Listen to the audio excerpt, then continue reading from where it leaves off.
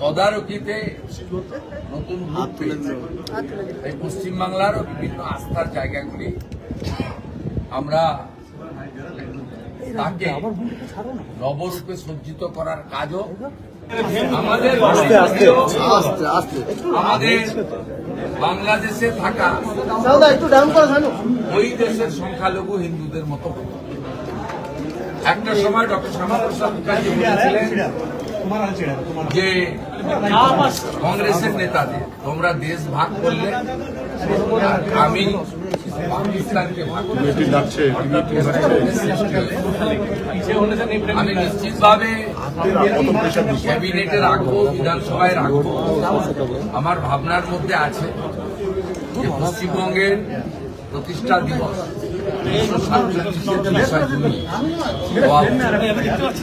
আমার ভাবনায় আমি একটা ক্যাবিনেটে এবং বিধানসভায় ইতিহাসকে বদলে দেওয়া যায় না।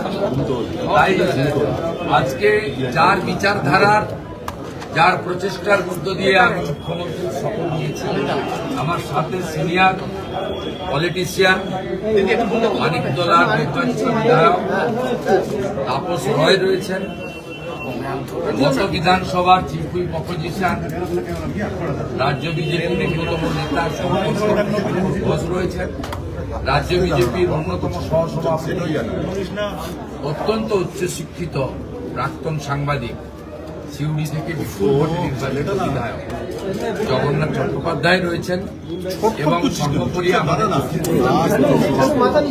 অনুপম ভট্টাচার্য। আমরা সকলে আজকে এখানে এসেছিলাম ও আমার সঙ্গে সমীরদা সকাল থেকে ছিলেন। সমীরদা আমাকে বলছিলেন যে তুমি আজকেই ডক্টর শ্যামাপ্রসাদ মুখার্জি আসবে। আমি সমীরদাকে আরো অ্যাডিশন করে বললাম শ্যামাপ্রসাদ মুখার্জির বাড়িতে যাব, সেখান থেকে আমি প্রণবানন্দকেও বালিগঞ্জ ভারত সেবাশ্রম সঙ্গে গিয়ে প্রণাম করে আসবো।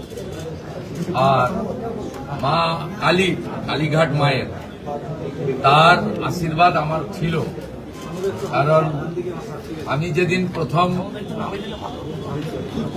প্রণাম করতে যাই, মাকে পুজো করতে যাই, সেদিন মায়ের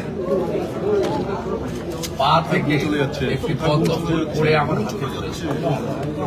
আমি সেদিনই বুঝেছিলাম মা কালীর আশীর্বাদ আমার উপর বা আমাদের উপর আছে। সেই কালীঘাট মন্দিরও দর্শন করব এবং আমি যেহেতু ভবানীপুরের বিধায়ক, শীতলা মায়ের মন্দিরও যাওয়ার আমার পরিকল্পনা আছে। আগামী 1 ঘন্টার মধ্যে আমাকে এগুলো এখনো আমরা প্রাথমিক অনেক কাজ করে উঠতে পারি। আগামী দিনে আমাদের অগ্রাধিকার এগুলো থাকবে এবং পরিবার ট্রাস্টি বা ডক্টর শ্যামাপ্রসাদ মুখার্জির উপর যারা গোটা দেশে এবং পশ্চিমবঙ্গে চিন্তা ভাবনা করেছেন তাদেরকে যুক্ত করেই এগোতে হবে। কিন্তু আপনি প্রাথমিকভাবে বলেন চিন্তা ভাবনার মধ্যে থাকবে। এই চিন্তা ভাবনার মধ্যে আমাদের এই রাজ্যের প্রতিষ্ঠিত আস্থার যেভাবে মাননীয় নরেন্দ্র মোদীজির নেতৃত্বে 4 ধাম আদিগুরু শঙ্করাচার্যের সমাধিস্থল সেজে উঠেছে, কাশী বিশ্বনাথ সেজে উঠেছে, মধ্যপ্রদেশের মহাকাল উজ্জয়িনী, অযোধ্যায় অত্যন্ত পূর্ণ রাম মন্দির তৈরি হয়েছে, পূর্ণাঙ্গ হয়েছে, ধ্বজ উত্তোলন হয়েছে। এইভাবে গোটা ভারতবর্ষের বহু আস্থার জায়গা মোদীজির নেতৃত্বে তার তদারকিতে নতুন রূপ পেয়েছে। এই পশ্চিমবাংলারও বিভিন্ন আস্থার জায়গাগুলি আমরা তাকে নবরূপে সজ্জিত করার কাজও আমাদের